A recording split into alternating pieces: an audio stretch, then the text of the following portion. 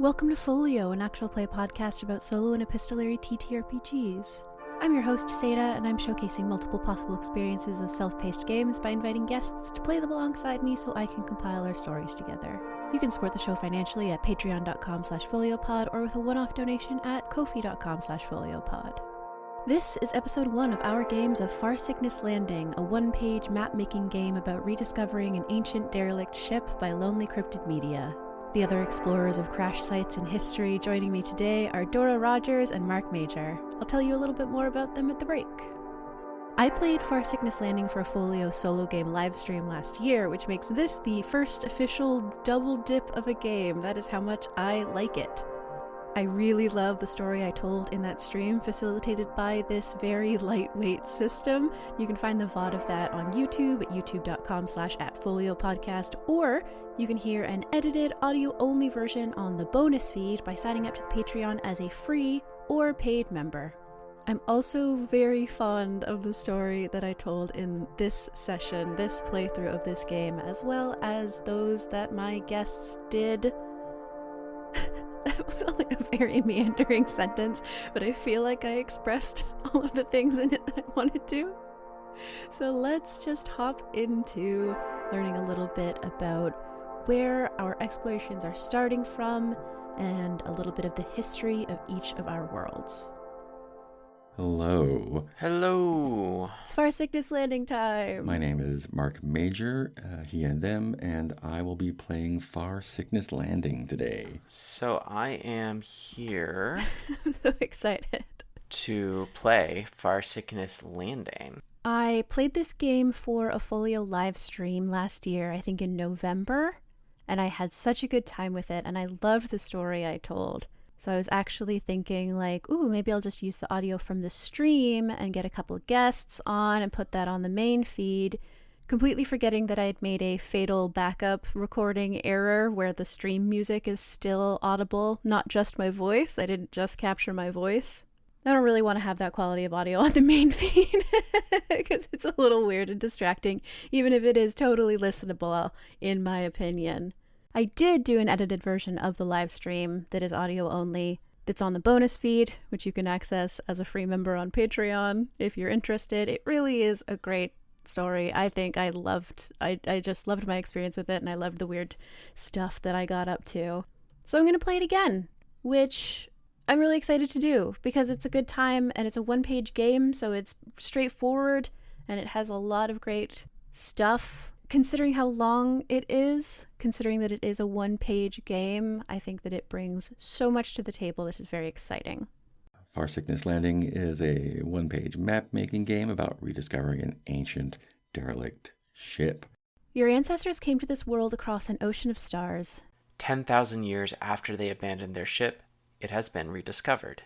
By me, I assume. Uncover the rich history of your ancestors' voyage. And perhaps even learn how to follow in their footsteps as you explore the secrets of space travel. And perhaps even learn how to follow in their footsteps as you explore the secrets of space travel. And perhaps even learn how to follow in their footsteps as I explore the secrets of space travel. I think I said travel, not travel. That's fine. This game can be played solo or as a group, and with or without a game master. I'm going to be playing solo. I have a die roller here. I've got a D6. I'm going to be using Dungeon Scrawl to be doing a little map as we go along. I have got a pencil and graph paper, also a little pencil sharpener. I also have the squeakiest chair in the world, so I'm just really going to try to minimize that experience for listeners. We'll see how I do. The first thing you do is choose a starting point. Knowing myself, I probably rolled for this in the stream. I am going to choose it this time so that I'm doing something different. I am going to start from the starting point of not all made it down. I find a room quiet and peaceful as bedchambers filled with those ancestors that did not make it to the surface. Do I let them sleep or do I awaken them? Great question.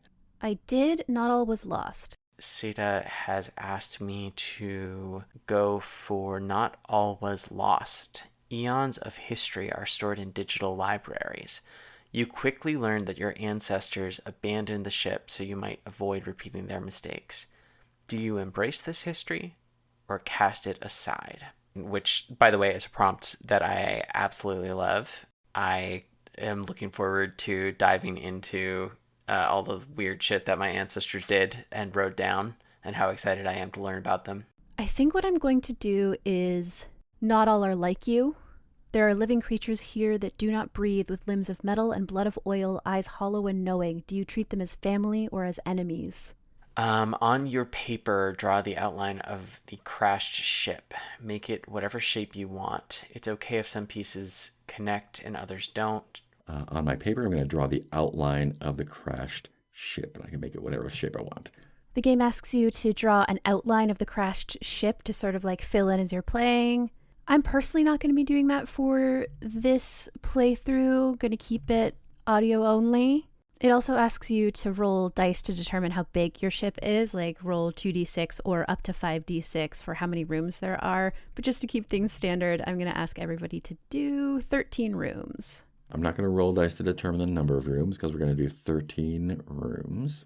Lucky 13. I'm going to have to say the word room a lot on this podcast, and I had a friend in high school who was sort of obsessed with the way people said room. Like, well, I think their deal was they hated when people said rum, which is sort of a regional thing that, like, in the Northeast, people tend to be like, yeah, go to your rum, and we don't even hear it. So I don't know. I don't know how I'll say it. Listeners can judge. That'll be really fun for me.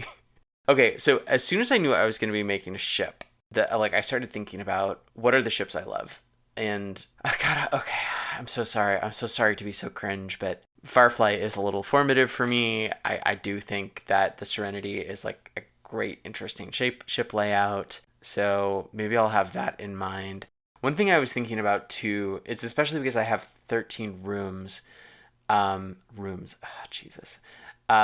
Since I have 13 rooms, that's not a huge ship, presumably, right? Like, unless those are really big spaces. And we came here, right? And I think that we must have had more people than this ship could take. And the way that I want to interpret that is I'm thinking of the Nostromo from Alien, excuse me. Because the Nostromo is sort of it's effectively it's almost like a tugboat, like it hooks up to this huge payload and carries it a long distance across space, but it in itself is kind of dwarfed by the thing that it's moving. So I think that we probably, this was sort of like the functional ship that dragged this like big payload that had a ton of colonists on it across the galaxy. The other, I'm really going through a phase right now where I'm super into Star Trek, so I'm going to let myself kind of be influenced by some of the smaller Star Trek ships. Like the Reliant is one that I always go back to. It's the ship in Star Trek 2. I'm gonna Google it really quick so I have a visual of it in front of me. Reliant. Okay. First of all, -AI. Always remember to add -AI to all of your Google searches, friends. So I've got a crashed ship. I'm gonna draw the outline here. I'm gonna give it like a big round. Ooh, that's a hexagon. I'm gonna give it a big hexagonal section up front here. Maybe a bunch of hexagonal bits connected by these square pieces here. So I'm looking at the Reliant, sort of thinking about Serenity. I'm gonna go with a kind of a circular top. And it is like a saucer. It's like a Star Trek saucer. So we're not talking about a sphere here. It is like a, sort of a disc.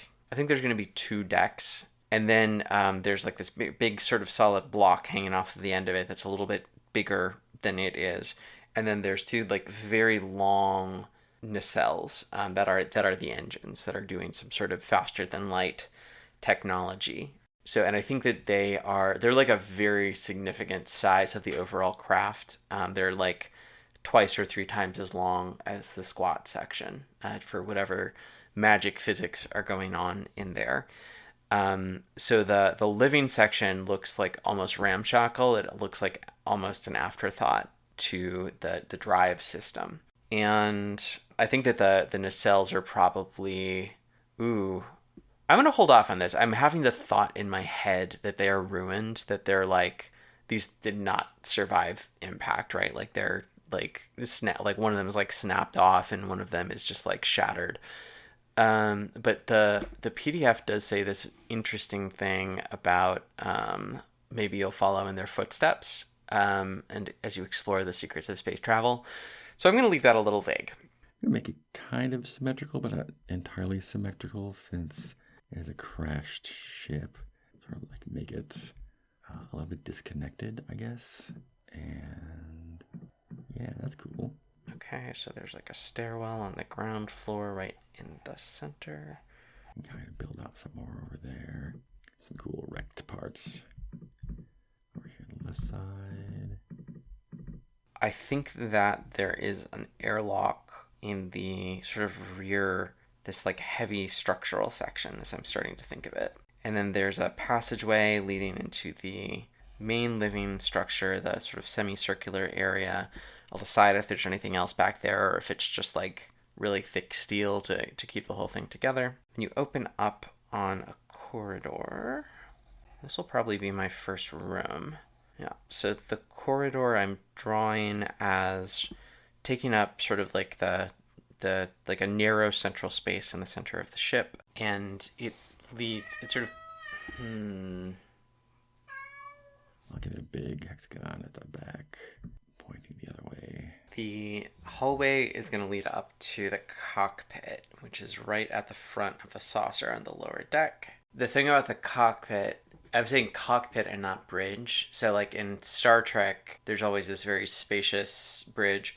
This is a little cramped space, and they actually have to talk to sort of like the commander in another room, because it's two different jobs, right? Let me get some more spaces here. Maybe another bit off of this, because the ship is probably pretty big, right? Maybe I'm supposed to be determining a lot of these details in play, but what can I say? I love thinking about what maps mean. Probably spending way too long in this part, but yeah, maps are fun. Here's the line I'm going to draw for myself. I'm saying these things because it's how I'm thinking about it, but I'm not going to write anything down because that will leave me room to discover and play. Good.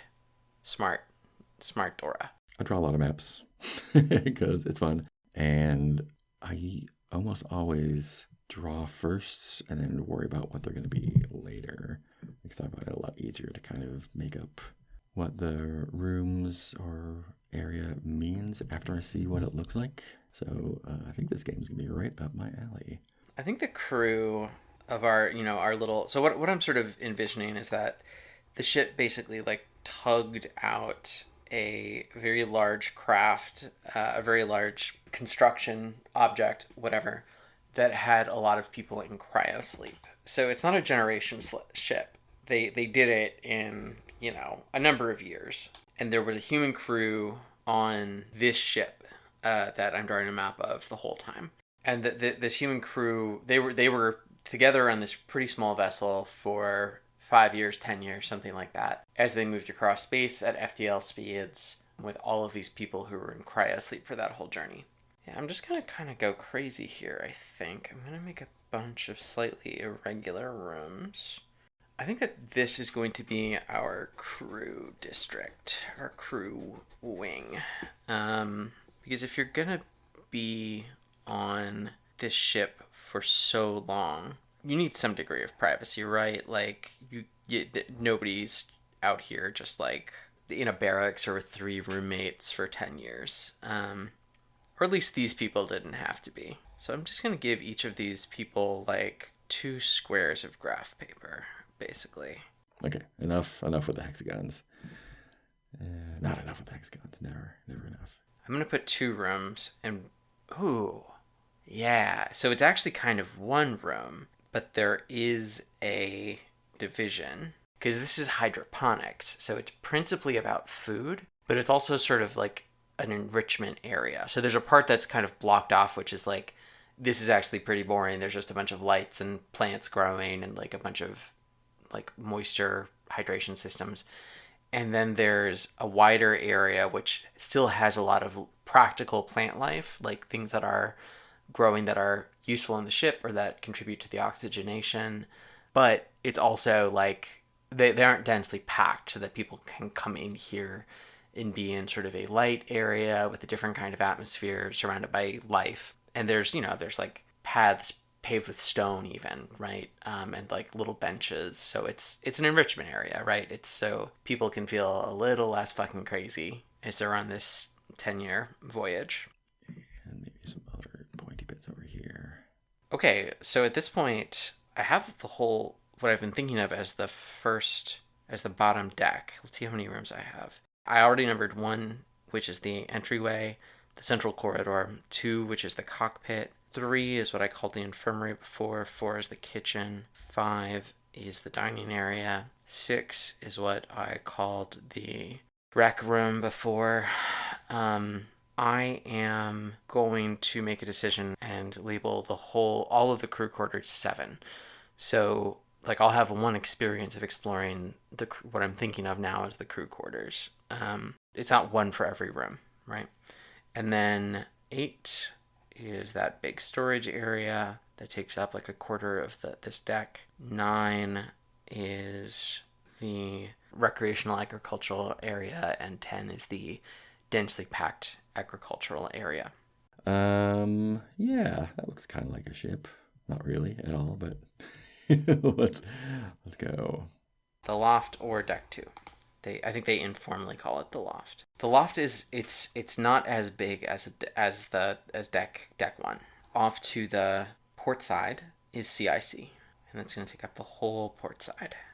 And sorry, when I say CIC, I mean like the bridge, right? It's like where people sit around and look at sensors and make command decisions and stuff, and then they have to communicate like via comms with the guy who's sitting right at the very front, like actually steering the ship. So I'll be coming in from the north, I guess. And yeah, so I've got the outline of my ship here, and I'll add some numbers to each of those rooms.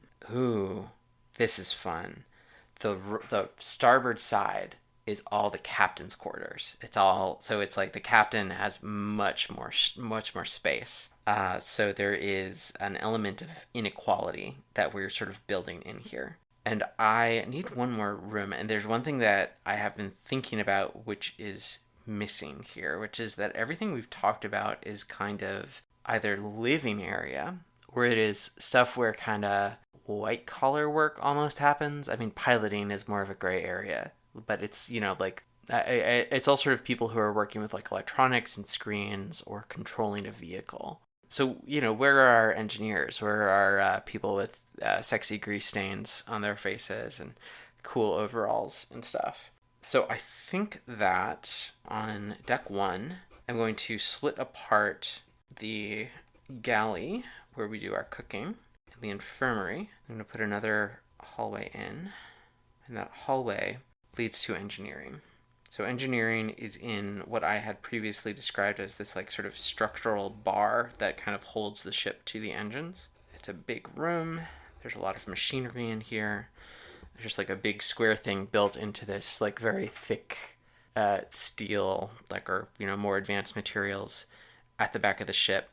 And I think that like you sort of have to access the engines by little tubes, right? Like in Star Trek, they always talk about the Jeffries tubes. It's like that. And there's also like a big airlock here for like EVAs, right? Because they have to, very often, the people working back there are going to have to go to like out onto the surface of the ship or to like interact with the nacelles directly. And that is room 13, is engineering. I do want to think about where the ship is. So what we know is 10,000 years ago, some people arrived to this planet. 10,000 years is a very long time. We have not gone to space, I believe is the implication. It's we're looking into the voyage of these people, and we're exploring the secrets of space travel, which to me says that we have not gone into space. I'm trying to decide what more I need to know to get started. I know that my starting point is the thing about there being robots, living creatures that do not breathe, limbs of metal and blood of oil, eyes hollow and knowing. I'm trying to decide if that is new. Like, did we know that we came from space? Did we have robots? You know what? I think that the ship crashed relatively recently. I think it crashed within the last 100 years, let's say. So actually, I kind of want to think of this as like, it's like discovering the source of the Nile, right? This thing happened, like we knew where the ship was. By the way, I'm sure that there's a huge amount of racist baggage around the idea of discovering the root of the Nile, right? I know that a European supposedly did that at some point. I don't know very much about it. And obviously there were people who were already living there. So it's not like they, whatever. You get what I'm saying. But in this case, nobody knew where the ship landed. I think that we knew about it. I think it was something that was in the sky, right? That like people would look at through telescopes and be like, yeah, that's, here's the story of that ship. Our ancestors came here from another planet and brought us all here, brought all of our ancestors here. That's why we're here on this beautiful planet. And I think it is a beautiful planet. I think it's very lush. And yeah, we used to look up at the ship, and about 100 years ago, it crashed. It just like it had an orbit that was close to perfect, but not quite perfect. So it entered the atmosphere and it crashed. We knew about where it crashed, but I think that we haven't. This planet is not. It is not like Earth in 2025 in the sense that we still haven't, after 10,000 years, spread across this entire planet. And I wonder why that is. It might actually, I kind of wonder if it's by choice to some degree. I'm going to come back to that later, but I'm going to plant that seed. So this ship didn't land in a settled area, but of course we wanted to see it, right? Everybody wanted to see it. And I think that it's sort of become like people assume it will happen one day, but nobody expects to read in the paper that somebody's actually found it. And just trying to determine sort of like the vibe of the group that I'm inhabiting. Because I think that I'm not like one person. I'm going to be a little, like a small crew of explorers. I think that I am a solo explorer. And like I must live in sort of the outskirts of this society. And so I live kind of nearby, right? And I think that it's a newer settlement. We're very cautious about how we expand. So this is like, it's kind of like we're kind of the people with wanderlust in this society a little bit. And that's not saying much because we still have a lot of emphasis on security and making sure that we're living in balance with our environment and not wanting to intrude on the order of this planet. But among people who have those as deeply held values, we are the more adventurous. We're the ones who think that there's more value in going new places and changing things up a little bit. And to be clear, I'm much younger than this crash, right? Like, it did not happen in living memory for me. Maybe there's like a few elders, some like in the world, who remember when the ship fell, but I've probably never met one. I do know that we rediscovered this ship. I think the visual of like just a bunch of robots, or I think that they just appeared at first to be essentially metal sculptures appearing on the skyline, maybe on some mountains, maybe just like on the horizon from wherever our sort of expedition is heading out from. They just appeared overnight. They were just still and led the way to the ship, maybe. That does have intentionality to it. Is it more fun if we just find it? Or if there was like an earthquake or something that revealed it? Yeah, so it's essentially an expedition, right? Like I think I'm a serious hiker and kind of an explorer. I've probably made a few expeditions like this, and I have set up my pack, and I've got rations for a long time, and this is the time. I'm lucky. And I think we probably have a little bit of a technological melange. Like there's probably some stuff that we're very careful to hold on to. So there's some stuff that we have that's relatively high tech. And then there's things that are much less high tech. So I think I have, like very advanced photography equipment, for instance, and I'm taking images and documenting everything as I go. But I'm also just wearing like plant-based fibers. Like there's not a huge variety of styles on this planet. Like I think we wear bright colors and, it's not that we don't like to look good, but we haven't built up the kind of industrial infrastructure that we would need for like fast fashion.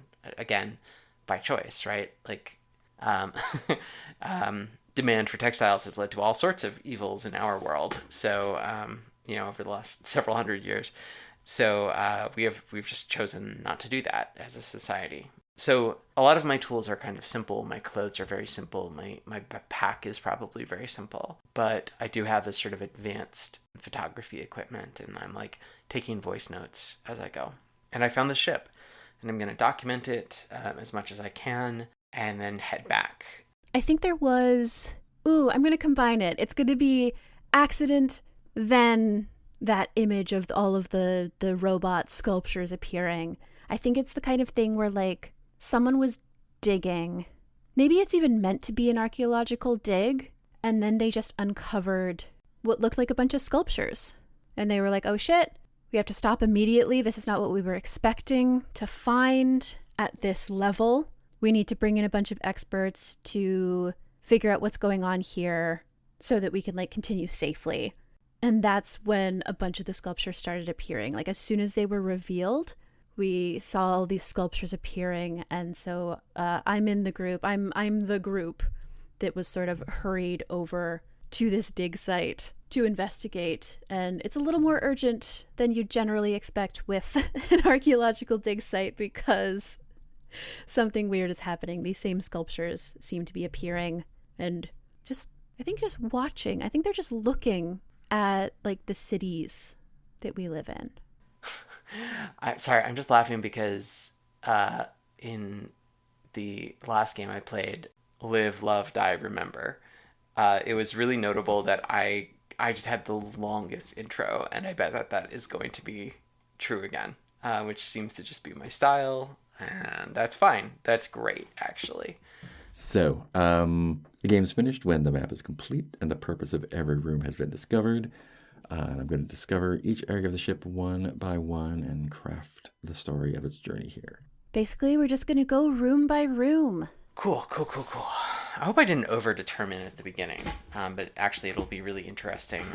I suppose, listeners, this is kind of the premise of the podcast, actually. We get to see how different people play the same game. Isn't that interesting?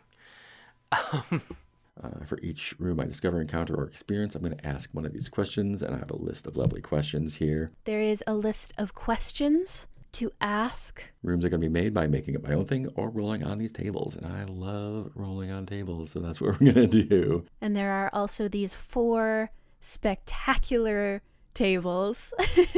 Let's see, so I've got room tables. Type. There's a room type, like cavernous, destroyed, labyrinthian. Modifier. Which is stuff like powerful, scientific, occupied. Item. Books, weapons, relics. Vibe. Melancholy, unsettling, mysterious.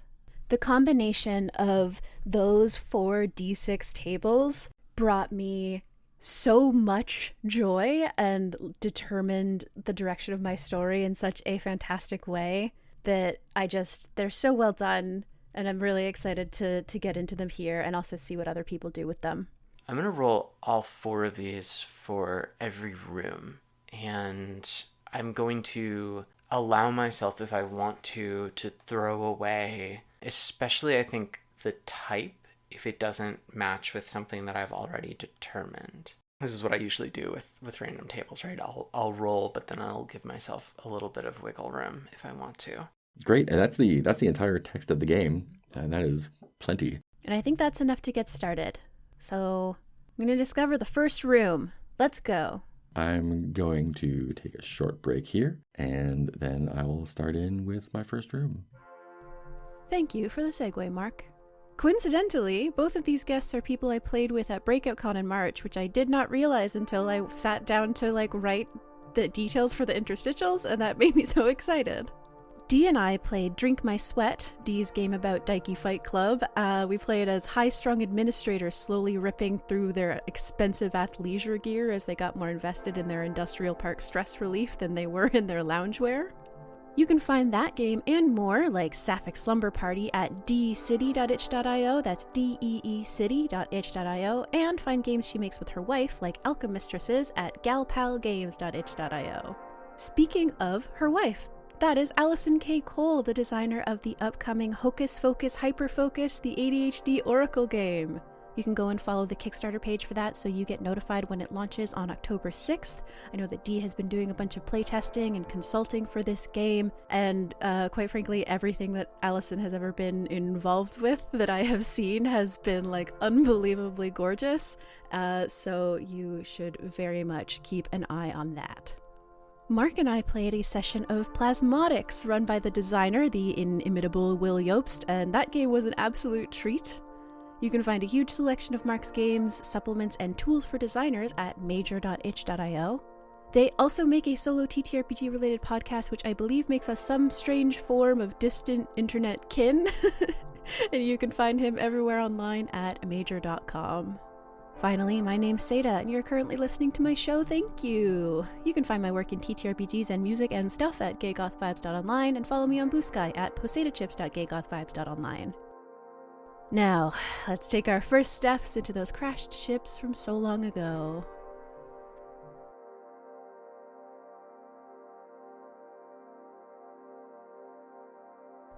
Alrighty. Room number 1. First room.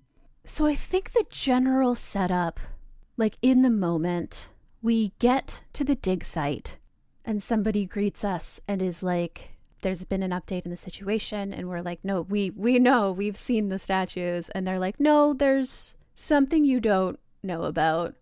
And like at an intersection, maybe at a place that the statues are all gesturing towards, a hole has opened in the ground, and there's a moment of like, you were definitely ordered to stop digging, what is this? And they're like, we didn't do it, no one has touched it.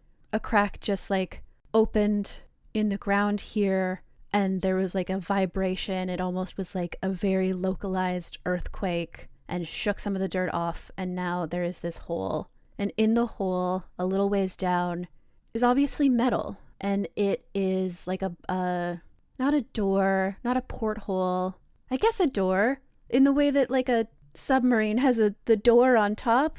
What are those called? Those have a specific name. Submarine top door is what I'm searching. The internet sucks now.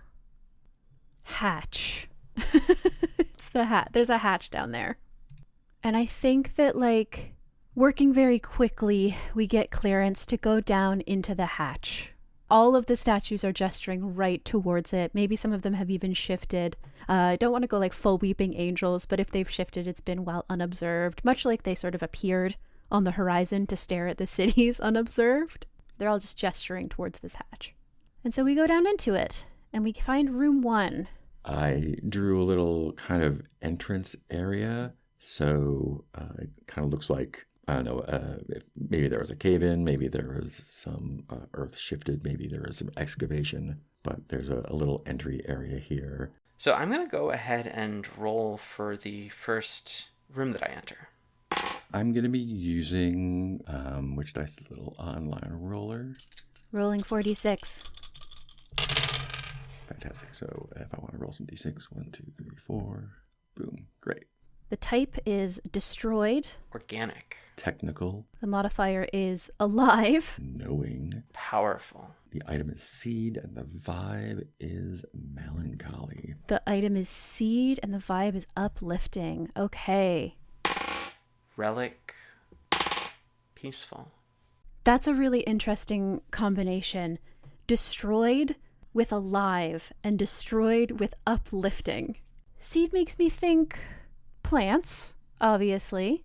I'm trying to decide if I want to abstract it a bit because we're dealing with like these robots, limbs of metal, blood of oil. I'm trying to decide if we want to like have them have organic stuff. I guess we know that our ancestors came here on this ship, and we are organic beings. For the sake of reference, we are like vaguely human, you know, we're human type aliens, I think. Or maybe we are humans and this is like a post-Earth type thing. 10,000 years is just such an unfathomable scale of time. Classic sci-fi games. Okay. So I was thinking Yes, seed is referring to like an organic plant. I don't think it's a farm in that, like, I don't think it's food, but we come down into this hatch, and first, I rolled destroyed, and yeah, this room is a disaster. I think there are not like, clay plant pots or anything, but something similar, but a little more like futuristic. Like, clearly things were grown here. And everything is thrown the fuck around. Most of them are broken. There is like dirt and soil and whatever past futuristic growing material that was used just everywhere. And there's a lot of just, it's beyond rot, right? Like, it's 10,000 years, though maybe it was preserved very well. But there's just dust. Like, all of the plants that were growing here died. And that's what we think for the first while, for quite a while, as we are going forward. And then I think we find one plant that is alive. I have the image of like, kind of like a huge tulip with really thick petals and much larger. I'm cupping my hands together, and I think it is the size, like the flower of it is the size of cupped hands. And much like that, they're open. Like, if you put your hands in front of you together and press your fingertips together and the heels of your hands, and then let your fingertips drift apart and just have the heels of your hands together, like you're presenting something or doing a little bit of a kamehameha sort of energy beam, I'm realizing. But it isn't a beam, it's a seed. And it's like this luscious purpley pink and green. And then it's just holding this like jet black seed inside. It's large, I think. It takes up almost the entire inside, or looks like it would take up the entire inside of the flower if it were closed. And beside it, I think, is one of the robots maybe? Not doing anything, gesturing. Just with one arm. I think that these are humanoid, very similar in build to us, gesturing towards this plant that is opened with this seed. And so we have found this one alive plant in this destroyed room. And that could be many things. This is one of the things I love about this, the way that this game constructs its tables, because the vibe I got was uplifting. And so it's good that we found this seed, or it feels good, it feels hopeful. If we had, for instance, gotten the vibe unsettling or melancholy or dangerous, we could have the exact same setup, but feel very differently about it. And I just think it's really well done. I think it's really well done. I really like these tables. They are so simple and so effective. Okay. The listed questions are great. Like, what do you feel here? What connections are you making? What piece of history have you discovered? They're really good questions. I genuinely just think that the tables are so good and so evocative that I don't need them. I often feel like I'm led to a question and answer. So I think I'll just reference the questions when I need a little bit more information. I think for now, this is what we found in room 1. Big weird seed. We don't know what it means yet. We don't know why it's growing when everything else has died. We don't know what destroyed this room. Did it break in the crash? Many mysteries still. I think, since we got technical, I think it was an excavation that whatever my society is now, ran into it. So let me look. How many questions are there? 10 questions. How convenient. Let me roll a d10. I'll roll 3 d10s and ask 3 questions. How does this relate to past, present, or future? I mean, clearly, it relates to the past in that it is clearly a ship that our ancestors came on, which we may or may not know a lot about. We know that they came here, but it connects us to this past in a very concrete way. And I think that bodes well for the future of our society. Learning from the past is always going to push us forward. And it's an interesting feeling because, if these ships were lost or abandoned, or this ship singular, there's a feeling of wonder and discovery But there's also a sense of, I don't know, a little bit of, not sadness, wistfulness maybe, knowing that some people didn't make it out here, and what would it have been like if they did. And so, like, if we're approaching as we're going down this excavation, kind of approaching the hull of the ship, this is the seed for our civilization that, when I don't know, it's not clear if it crashed. It probably didn't crash, right? Because we got a lot of people out, but this seed was kind of buried underground, however long ago, 10,000 years ago, and it's just coming up now. And I think always also kind of approaching the outer shell of the ship, just wondering what there is to learn, right? What is safe here? I think particularly in this area, since this is an excavation, I think the entryway is, what do you call it? Buttressed, supported. It's a mining excavation, so standard safety protocols are in place. This entrance part is stable, even though we came across something that we did not expect to be there. It's not, the ship is unusual, but the situation is less unusual. And the last question is, what other questions do I have here? So many questions. Is there a name on the ship, or is there a legendary name on the ship? Yeah, I mean, there's a designation number. We'll call it 3263 because that's what we rolled. This is survey ship Cerulean. Yeah, there we go. Cerulean exploration ship 3263. And I imagine that means like it was one of kind of many seed ships that went out, and this is just the one that landed here. Great, and it's safe to enter the hull, clearly, because we did our job checking it out.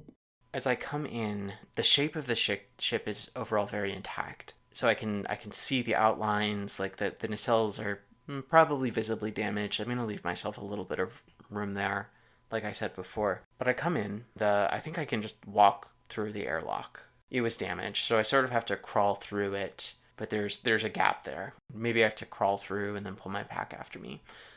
And then I come into this central corridor, and I think it's organic because there's a rent in the ceiling, which is very high. Something sort of wrecked the ceiling of this ship, the top of it. I mean, it's not like it had to fall bottom first, right? It's a spaceship. Orientation doesn't matter so much up there. So maybe as it fell, it hit a mountain, and there's this long gash. I don't know. I just know that the ceiling is open. Maybe the elements did it. And that means that local flora has moved into this space, and it's thriving. And these are plants that are familiar to me.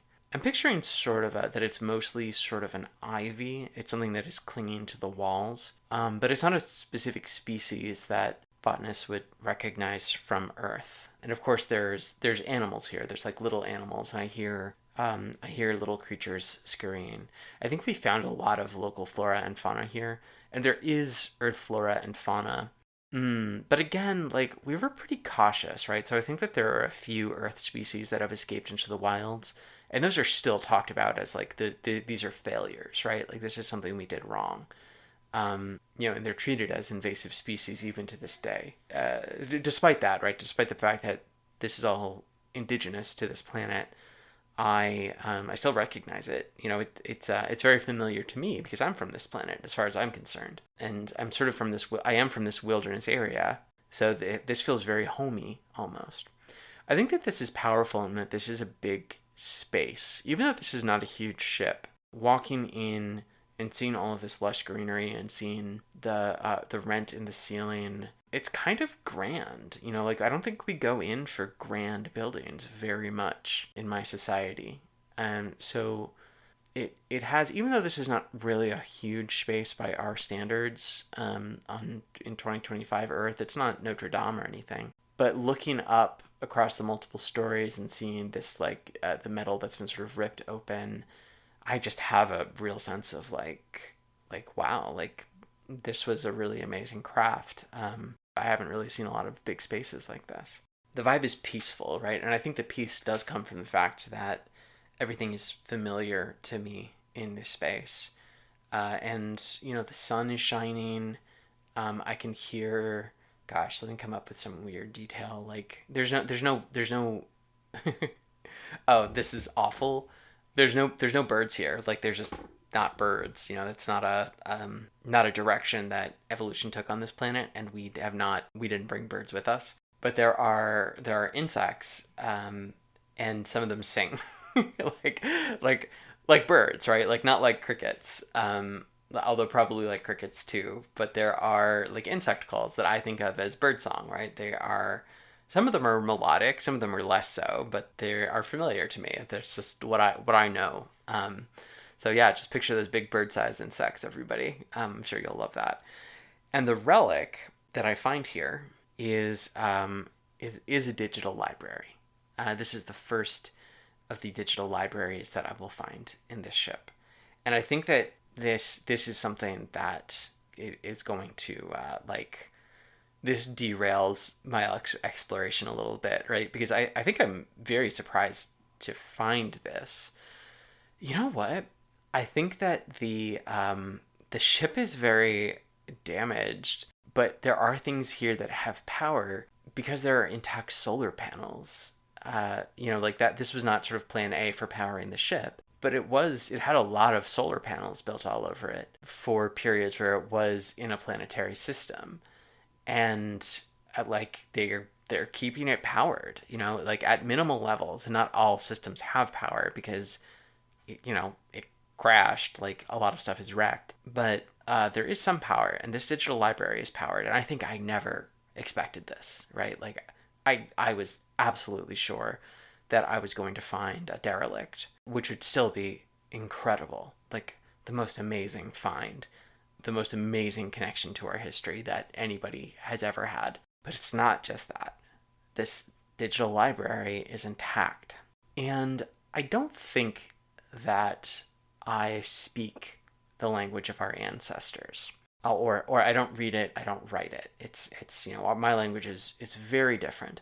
I do think that we only have one language in this whole planet because we're so small, right? Because we have intentionally not expanded. There's probably there's sort of another settled area that's like on another continent and is also sort of circumscribed, and we think they kind of talk funny. Like they have accents to us and we have accents to them, but we all speak the same language. Especially because we're all I think we do have telecommunications. We can talk to each other fairly easily. So I don't know this language, but we have this sort of uneven level of technology. And one thing that I have is just like a computer that can translate this, right? So picture me, I'm sort of like no way, right? And I'm clicking around and I don't know what I'm doing because I can't read the menus. But when I determine this actually works, I have my own computer that I set up. And I think I just reach into my pack and I take out like a little battery pack that's the size of like a lunchbox. And I take out essentially a little laptop and which is plugged into the battery pack. And when I turn on the laptop, all of these like holographic displays appear around it. And I point some of the displays at the computer, and I'm able just by looking at my laptop to the laptop is basically using this computer on my behalf and reading it to me. So it's as though I'm just using an interface that I'm connected to. And this is only possible because we do fundamentally know this technology, right? None of these records in particular were lost. I think also this is not immediate. It's not press a button and this all worked, right? I take a few hours to set this up, and I start reading, right? You learn quickly that your ancestors abandoned the ship so you might avoid repeating their mistakes. Do you embrace this history or cast it aside? So now the question I have to ask myself is, what were the technologies exactly that our ancestors left behind? What mistakes didn't they want us to repeat? And some of this is obvious, right? From what I've said already, we clearly did not want to repeat the mistakes of Earth, of not being in harmony with this planet. I think that it is very important, based on everything that I've said so far, to us that we live in harmony with this planet. and which like comes down to the level of like the central issue is reproduction, right? Like we sort of accept that we don't want our population to grow, which of course requires a lot of people to affirm that with personal choices. And we have generally done that. We settled on, like, socially speaking, about where we wanted our population to be, and we have maintained it. I'm not going to try to figure out exactly how that is done, like what the mechanism is, but I do want to hold forth that I think it is this is not they're not sort of strict population controls. Like everybody, has the right to their body and what it can do, and we as a society have decided that we want to prioritize making sure that our population doesn't grow out of control, and that's a decision we have continued to make consistently over time. Okay, so that said, I think that, I mean, this is what it is, right? Like I think it's this simple. I think that I quickly realized, looking through this database, I think I find like a log that says this, right? Like I think I find the deliberations that the crew had, that they decided when they went down to the surface that there was only certain information, certain like technical information they were going to bring with them. So like, for instance, I don't know, like, I don't think that we know how to build a combustion engine, because they thought that that would be too tempting for their ancestors, right? Like they thought that internal combustion based off of fossil fuels would potentially be like a huge temptation. So they just didn't bring it. All sorts of sort of basic technological things like that were just left up here. I think the same is true. The same is true of weapons technology, definitely. Nuclear technology, definitely. I think that the ship was principally powered by fusion, and that reactor's long dead, right? Like that reactor does not work. It's not that it's powered on, and I'm suddenly like the only person on this planet with a fusion reactor. But they very intentionally left all of that technology behind, but included all of the stuff about wind and solar and tidal power and hydroelectric, all of those things, so that to guide our path, right? Like to shape the direction that we would go in. And these are sort of like, I think that this is my discovery, right? Like I discovered that all of this technical information is here. I don't know what I'm going to do with it yet. That is something that I'm going to have to think about more. But for now, I'm here in this completely unique space. So I'm going to move on to room 2. We're going to go into room 2. And I'm going to keep exploring. As we're looking around, I think some members of our specialty team, who I think we've been called on the scene. There's a lot of like art science dorks on our squad. They're here to mostly investigate the statues, but I think that we're just like sort of a little array of people with very specific expertises that were assembled one last job style. You got like the rogue statue expert who lost tenure at a university for their controversial opinions on, I don't know, like statue, what specific, there was like an ancient culture that was being studied, and they had a very different opinion on like what certain statues meant, and it was such a big deal that they like lost tenure, and then they were proven right.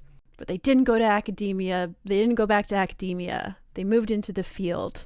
Their story is very dramatic, and it will not be told on screen here, but that is the backstory of their deal. We saw that in a montage when we picked them up. And then I think there's like, materials experts, because they were like gently brushed off some of the statue and saw that they were metal, so they brought in like a couple experts on space metals. I think there are a couple of historians. There were, of course, historians and people with general historical knowledge on site already, but I think that this team has brought in somebody who has a different view of history, maybe somebody with slightly fringe beliefs, maybe somebody who is like, we have a history of space travel. I always do this. I always do there was a legend and we all said it wasn't true, but then it turned out to be true. Is that the direction I want to go? Possibly still, yes. I think the thing that's most interesting to me, if that specific person is correct about space, but not correct about what is happening here. Like, they're a little bit of a conspiracy theorist with some weird beliefs on aliens, and I think that they're not ultimately correct, but they are going to be proven. This is going to just kind of bolster them, because they're going to be like, well, stuff did come here from space, so I was right about that part, so who knows what else I'm right about. Basically just a weird rogue squadron. There's some just standard experts, and then we've got some weirdos, because some weird shit is happening. I got really distracted. What was I doing? And roll some more dice. Right. Because I was going to say some members of our team and some members of the people who are already here on this dig site are very efficiently working to like bring lights down here and get set up. And we are granted permission to push forward into room 2. So this is the next room here, and it is 2 is the big what I assume would be the front of the ship, maybe, and it's this big open hexagonal area, hundreds of feet across. Organic again. I got cramped. My rolls gave me cramped. Alive. There's a communicator, and it's peaceful. Yeah. Spiritual. Weapon. Melancholy. Occupied. Seed again and mysterious. Ooh. Do I want to switch the 6 and 4 there to, instead of having seed and mysterious, have communicator and uplifting? No, let's keep seed and mysterious. Okay, so yeah, even though I have this big, huge area that, is the front of the ship, whether it's a command deck or kind of a common area like an observation dome or something, I think since it's been buried so long, that kind of makes me feel like if this is cramped, that like an observation dome or something, maybe that's collapsed in. So this area that would have otherwise been this sort of vast, cavernous entrance space is just full of rubble. The ceiling, like the glass, however, I'm sure it was thick glass, whatever the material is that the observation dome was made of is crunched in, and instead of having this huge dome, it's just boulders and columns of rock, all sorts of things just scattered around everywhere. And alive. Yeah, since there's been collapse into it, maybe this is kind of a cave-like environment, with the stone underneath kind of intruding in to this, high-tech spectacle that is buried underneath, and there's pools of water, probably bats, cave salamanders, all sorts of little critters who have made their home here. And it is dark, but I can hear water dripping. I can hear something splashing or flapping as I move into it and kind of navigating around. I think it makes me feel like this is sort of a not a navigation station, but there's some sort of maybe there's still some auxiliary power or something here, and when we come around a corner to an area that would have been a leisure area there, maybe a little automated message comes up. After 10,000 years, language has probably shifted a little bit, but it's probably easy to understand that it is some sort of welcoming message or some sort of banal greeting.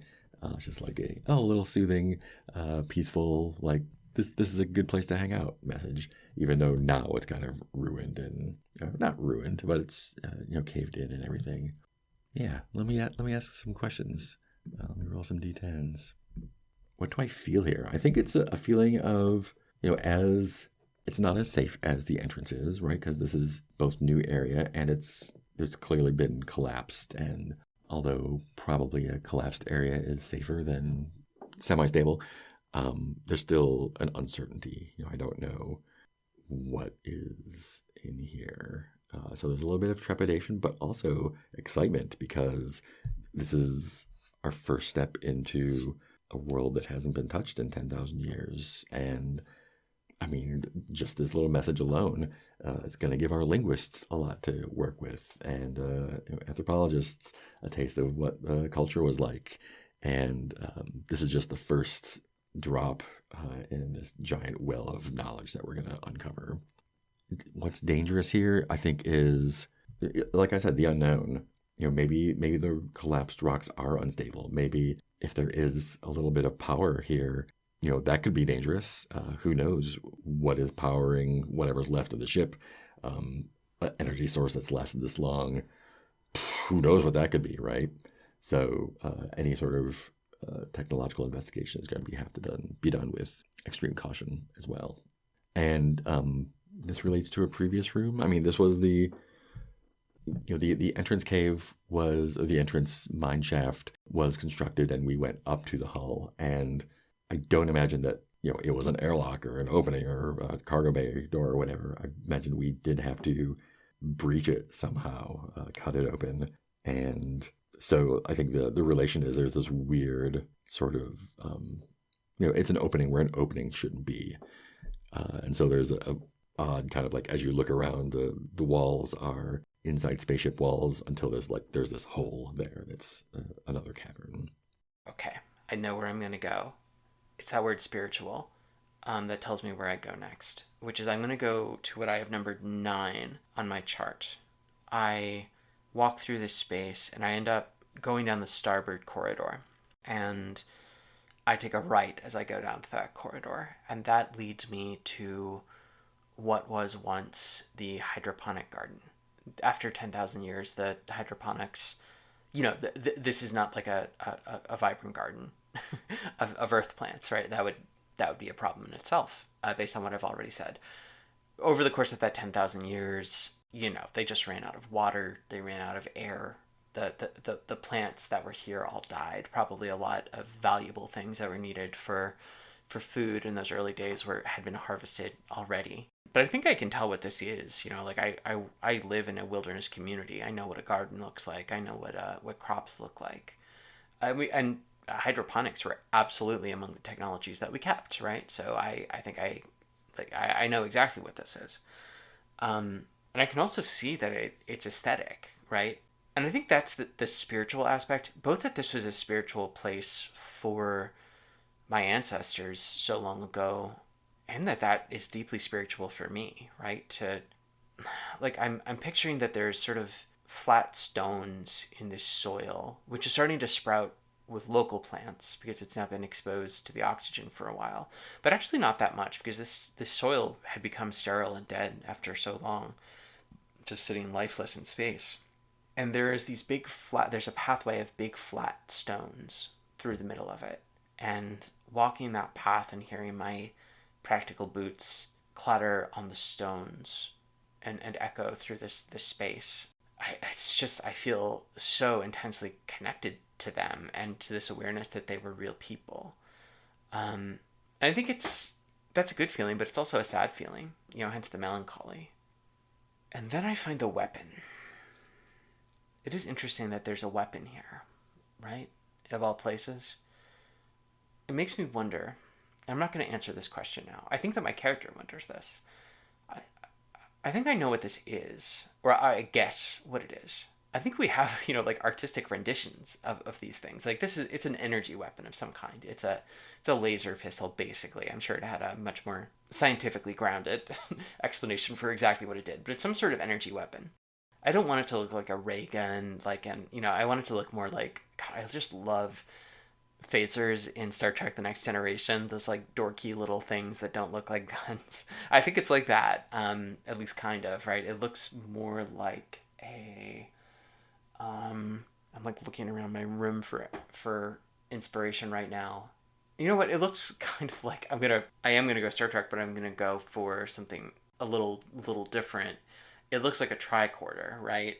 It's something you would hold in your open palm, And the thing is that we like these are in our fiction, right? Like we know I've heard stories about the mighty warriors of ages past who had these incredible weapons, but this is absolutely not technology that they sent down with us.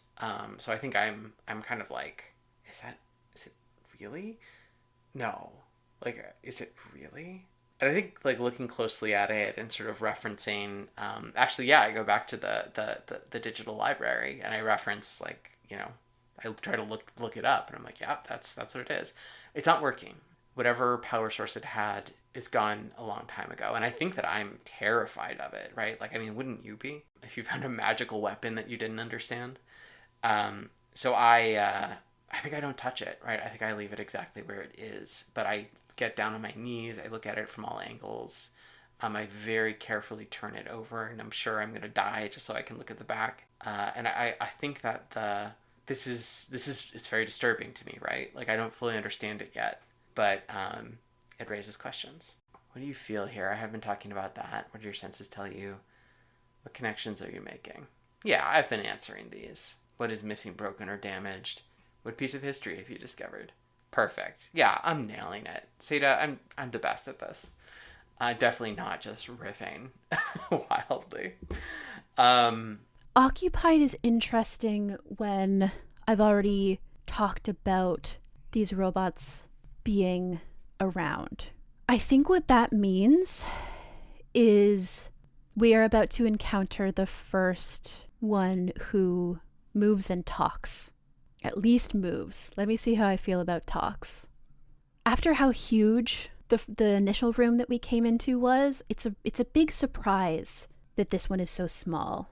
And I think I'm immediately going back on my plan to not draw because I think I have a visual of how some of this ship is laid out, and I am just gonna keep a note of that and try to describe it as best I can. We came down into like a big central circular room. And we go into this next room and it's very small. And I think like I'm wondering if at least the part that we're in right now has sort of your classic UFO shape, because that's really fun to me, like a big dome. And then I don't know how to describe the shape of a UFO. You know how it's bigger at the bottom with like a bigger circle? It's like a saucer. What is that called? That's probably got a thing. It's like a, sort of a disc. That's fine. We're going out into the thing at the bottom. The brim. Like if the UFO were a hat, this would be the brim. You get it.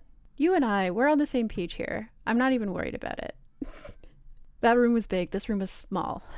And one of these robots, it's definitely the first one that we've seen sitting down. They've all been like standing. This one is sitting. We walk in and I think we see this figure sitting and looking down at its clasped hands. I'm doing the same gesture that I was doing to describe the tulip. And we walk in and it opens its hands and looks up at us.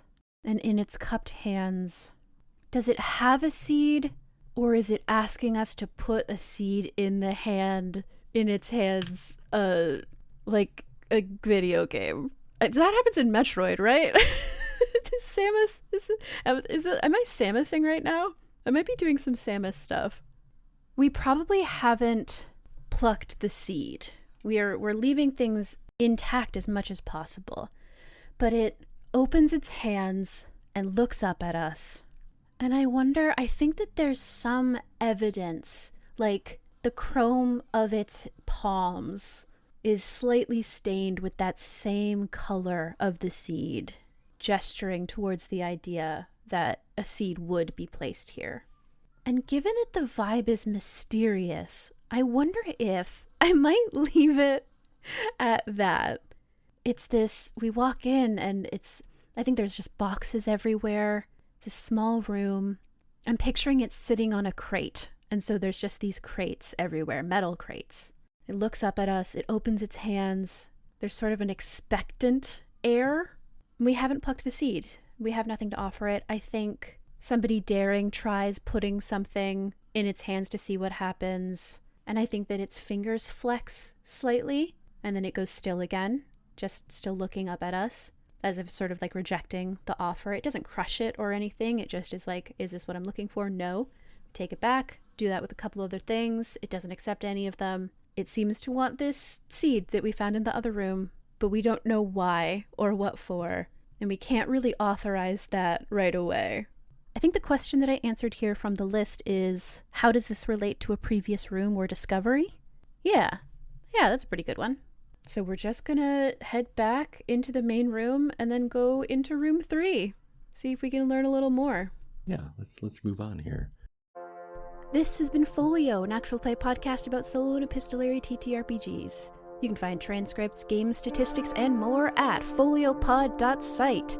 Yes, it's a new website. It's very much a work in progress, but it is extant. You can help pay for hosting costs, game purchases, and maybe eventually a little bit of my production labor at patreon.com/foliopod or ko-fi.com/foliopod. You can find Dora on Bluesky at Queen Regnant. She has games at dcity.itch.io and games she makes with her wife at galpalgames.itch.io. Make sure you go follow Hocus Pocus Hyperfocus on Kickstarter so you don't miss when it launches on October 6th. You can find Marc at majcher.com and majcher.itch.io. You can find Satah, that's me, on Bluesky at satahchips.gaygothvibes.online and my work generally at gaygothvibes.online. Next week, Dora and Marc and I will continue our games of Farsickness Landing by Lonely Cryptid Media. Everything I mentioned here is linked in the show notes. Thanks so much for listening, and take care out there.